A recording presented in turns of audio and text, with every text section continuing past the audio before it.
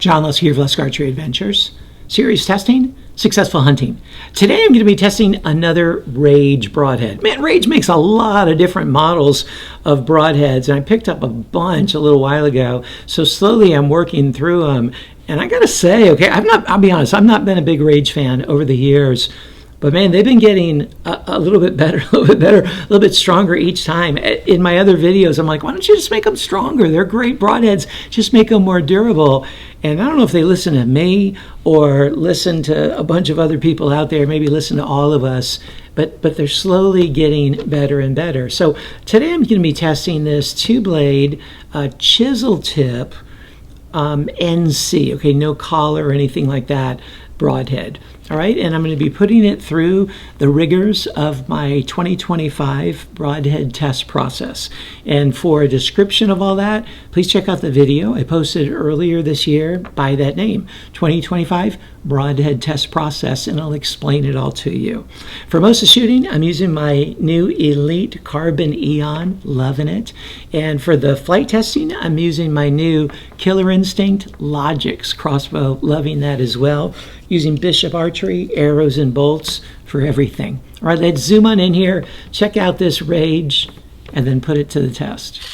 Here's a good look at this 100 grain, two-blade, chisel tip, no collar broadhead by Rage. Let's start with the materials. It's got an aluminum ferrule that looks pretty beefy, all right? It has like some beef to it and a pretty decent design to it to maximize, you can see the thickness there, to maximize durability.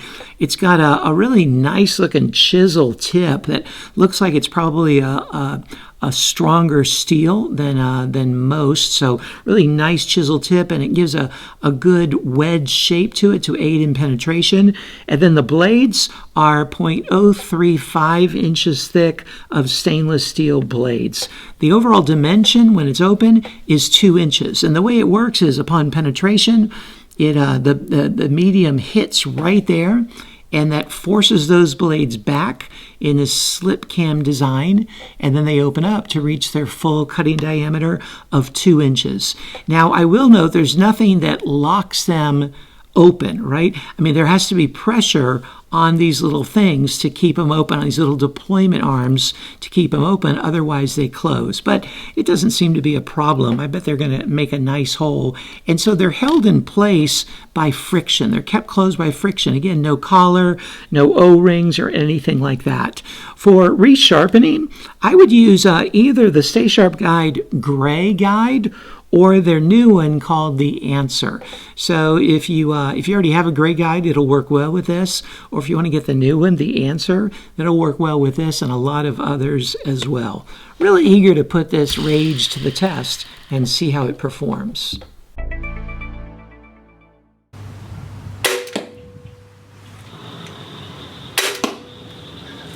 The Rage got the solid 9 ring, almost a 10 ring.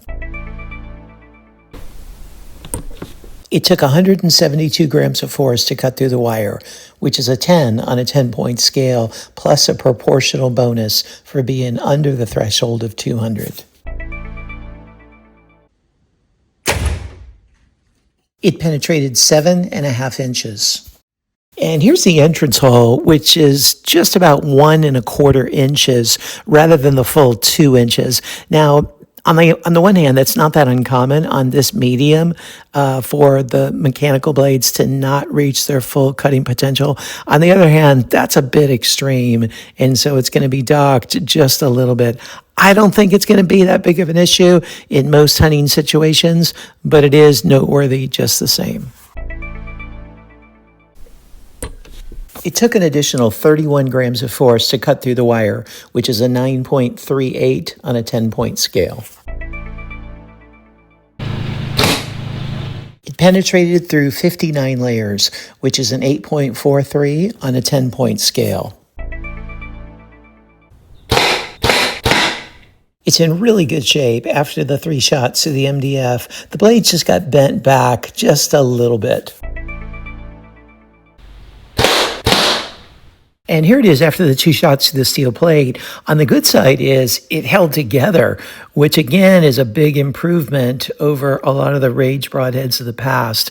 On the negative side, the blades got pretty bent up and got a bit of edge chatter to them. They don't totally close properly, and they got bent back, or they're a lot more swept than they were before.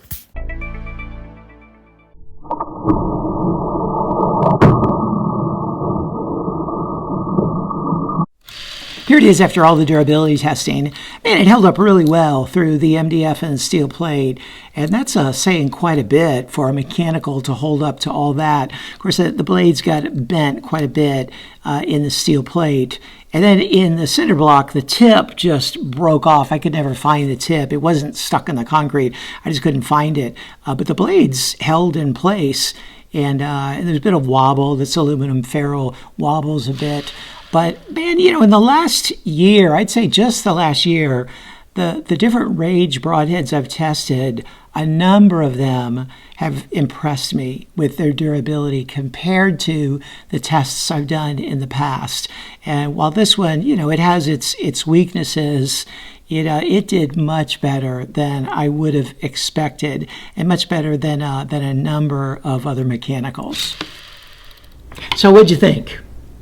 Man, I tell you, again, it did better than I thought. Okay, it's not like, it's not all the Rage. It's not like the best mechanical broadhead out there, but it's sure something worth considering. And again, it did better than I thought it would, especially in the durability. But hey, you check out the score sheet and see how it performed in the areas that matter to you the most, and see if this Rage might be a good fit for you and your hunting needs. And stay tuned for the overall cumulative score, as well as the corresponding Lusk grade. And also stay tuned for a list of all the discount codes that I can pass on to you and share with you to help you save some money. Hey, thanks for tuning in. Look forward to seeing you next time.